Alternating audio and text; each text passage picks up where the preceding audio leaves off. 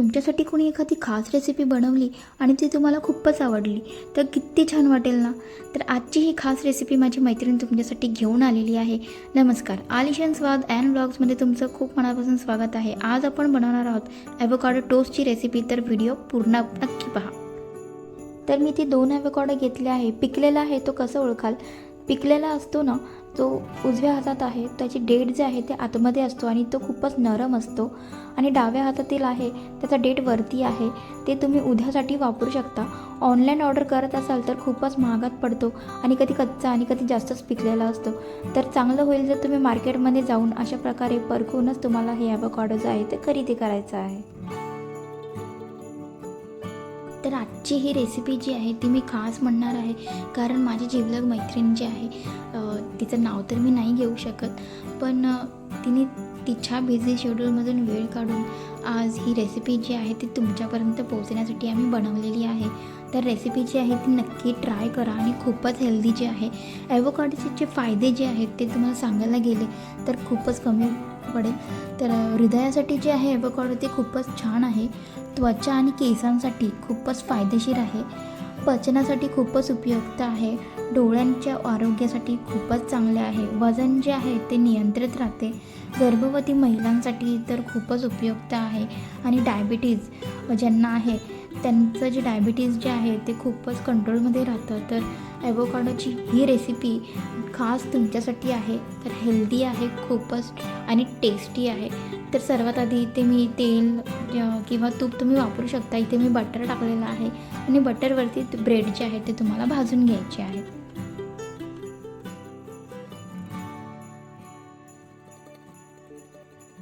तर ब्रेड जे आहेत ते आपले भाजून झालेले आहेत, ते मी वेगळ्या प्लेटीमध्ये काढून घेणार आहे.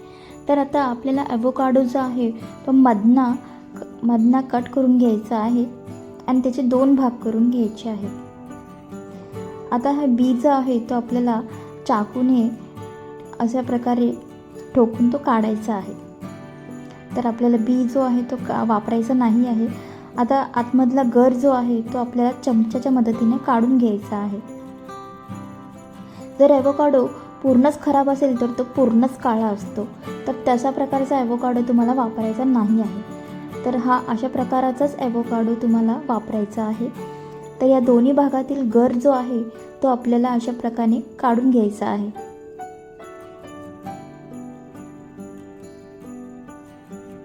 तर आता तुम्ही बघू शकता हे जे गर जे आहे ते आपल्याला काढून घ्यायचं आहे. आणि थोडंसं काळपट जो भाग तुम्हाला वाटत असेल ना तो भाग तुम्हाला चमच्याच्या मदतीने काढून घ्यायचा आहे. हे खराब तर नाही आहे, पण तुम्हाला जर वाटत असेल तर तुम्ही हे साईडला काढून ठेवू शकता.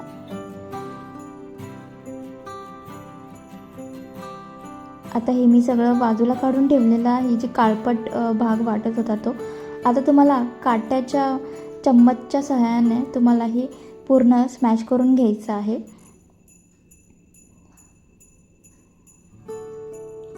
हे जरी खूपच सोप्यापणाने जे आहे ते स्मॅश होऊन जातं.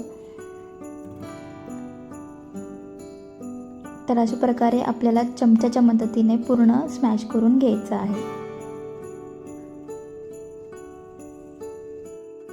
तर अशा प्रकारे आपला ॲव्होकाडो जो आहे तो पूर्णपणे स्मॅश करून घेतलेला आहे.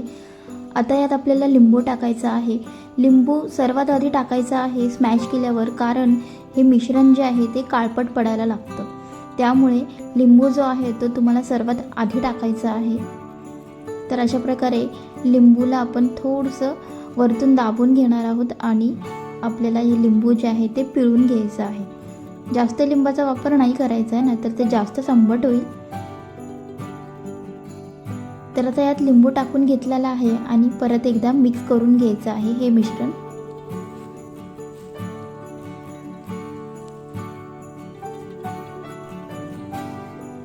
आता यात आपल्याला चवीनुसार मीठ टाकायचं आहे.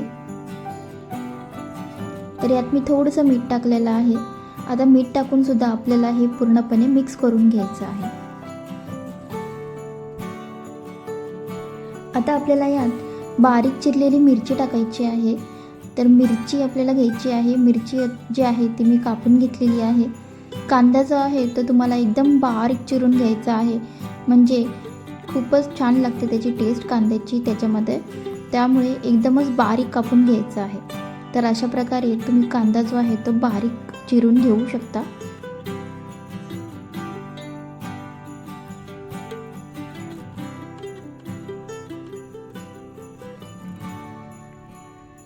तर आता मी कांदा कापलेला आहे आणि यानंतर आपल्याला कोथिंबीर कापायची आहे. तर कोथिंबीरसुद्धा आपल्याला बारीक चिरून घ्यायची आहे.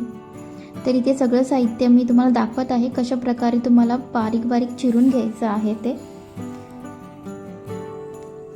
तर आपला कांदा कापून झालेला आहे आणि यात आता कोथिंबीर मी घेतलेली आहे. कोथिंबीरसुद्धा बारीक चिरायची आहे. जर तुम्हाला हवं तर तुम्ही यात टोमॅटोसुद्धा ॲड करू शकता.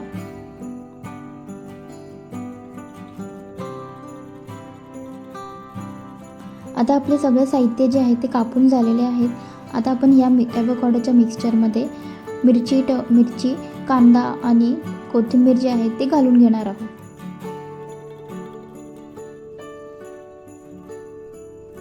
आता यात आपल्याला ब्लॅक पेपर पावडर टाकायची आहे. काळी मिरी पावडर जी आहे ती तुम्हाला इथे वापरायची आहे. त्याच्यामुळे टेस्ट जे आहे ते खूपच छान लागतं. तर इथे चिमूटभर काळी मिरी पावडर जी आहे ती मी टाकून घेतलेली आहे.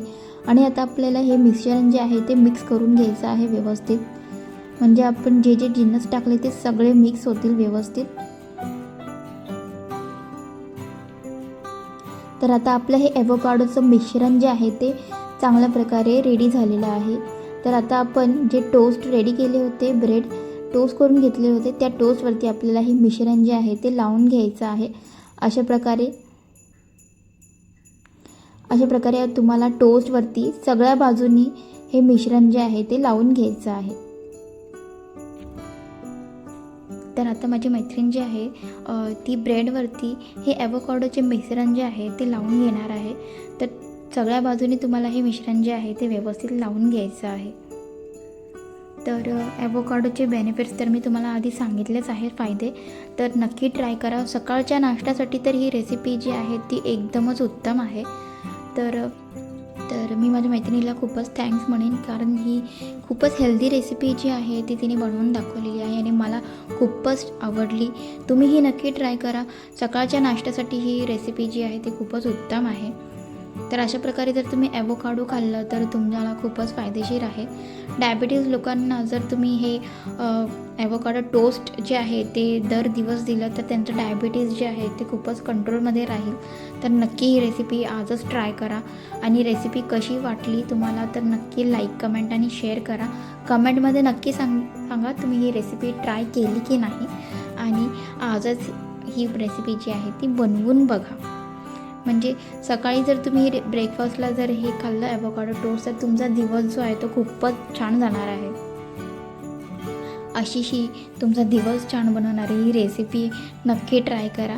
आणि चॅनलला लाईक, शेअर आणि सबस्क्राईब नक्की करा.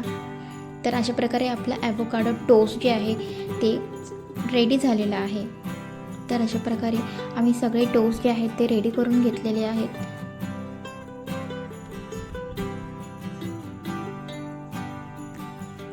तर ही रेसिपी जी आहे खूपच हेल्दी आहे. नक्की ट्राय करून बघा, तुम्हाला खूपच आवडणार आहे. तर आमचे सगळे टोस्ट जे आहेत ते रेडी झालेले आहेत.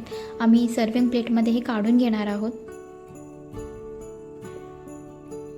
तर आजच ही रेसिपी नक्की ट्राय करा आणि चॅनलला लाईक, शेअर आणि सबस्क्राईब नक्की करा. सबस्क्राईब नसेल केलं तर प्लीज सबस्क्राईब करा. आणि अशा प्रकारे आजच ही रेसिपी टेस्टी आणि हेल्दी रेसिपी आहे. खूपच नक्की ट्राय करा. भेटूया पुढच्या एका इंटरेस्टिंग रेसिपीसोबत. तोपर्यंत टेस्टी खा आणि हेल्दी राहा.